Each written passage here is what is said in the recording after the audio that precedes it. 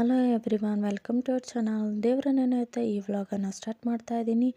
ಇವತ್ತು ಇಡ್ಲಿ ಮಾಡಿದ್ದೆ. ಇಡ್ಲಿ ಜೊತೆಗೆ ಚಟ್ನಿ ಏನಪ್ಪ ಮಾಡೋದು ಅಂದ್ಕೊಂಡು ಟೊಮೆಟೊ ಹಣ್ಣಿತ್ತು, ಹಾಗಾಗಿ ಟೊಮೆಟೊ ಹಣ್ಣಿನ ಚಟ್ನಿ ಮಾಡಿದ್ರೆ ಚೆನ್ನಾಗಿರುತ್ತೆ, ತಮಿಳ್ನಾಡು ಸ್ಟೈಲು.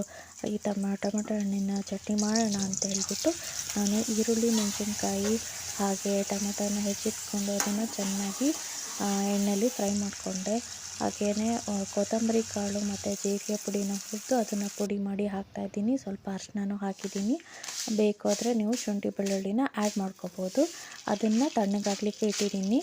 ಹಾಗೆಯೇ ಈಗ ಇನ್ನೊಂದು ಪಾತ್ರೆಯಲ್ಲಿ ನಾನು ಒಗ್ಗರಣೆನ ಹಾಕ್ಕೊಳ್ತಾ ಇದ್ದೀನಿ. ಸಾಸಿವೆ, ಜೀರಿಗೆ ಹಾಗೆ ಒಣಮೆಣಸು ಹಾಗೆ ರುಬ್ಬಿರೋ ಮಿಶ್ರಣಕ್ಕೆ ಈ ಒಗ್ಗರಣೆನ ಹಾಕ್ತಾಯಿದ್ದೀನಿ.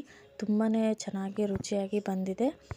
ಹಾಗೆ ಇನ್ನೊಂದು ಚಟ್ನಿನ ಮಾಡ್ತಾಯಿದ್ದೀನಿ, ಅದೇ ಪುಟಾಣಿ ಚಟ್ನಿ. ಇದನ್ನು ಈರುಳ್ಳಿ ಪುಟಾಣಿ ಚಟ್ನಿನ ಕಾಂಬಿನೇಷನಲ್ಲಿ ಹಾಗೆಯೇ ಟೊಮೆಟೊ ಹಣ್ಣಿನ ಕಾಂಬಿನೇಷನಲ್ಲಿ ಚಟ್ನಿ ಮಾಡಿರೋದ್ರಿಂದ ಇಡ್ಲಿಗೆ ಒಳ್ಳೆ ಕಾಂಬಿನೇಷನ್ ಆಗಿದೆ. ತುಂಬಾ ಚೆನ್ನಾಗಿ ಬಂದಿದೆ. ಆಗಲೇ ನನ್ನ ಮಕ್ಕಳು ಹಾಗೆ ನಮ್ಮ ಮನೆಯವರು ತುಂಬ ಚೆನ್ನಾಗಿ ಇಷ್ಟಪಟ್ಟು ತಿಂದಿದ್ದಾರೆ. ಈ ರೆಸಿಪಿ ನನಗಂತೂ ತುಂಬಾ ಇಷ್ಟ ಆಗಿದೆ. ಈಸಿ ಕೂಡ ಆಯಿತು.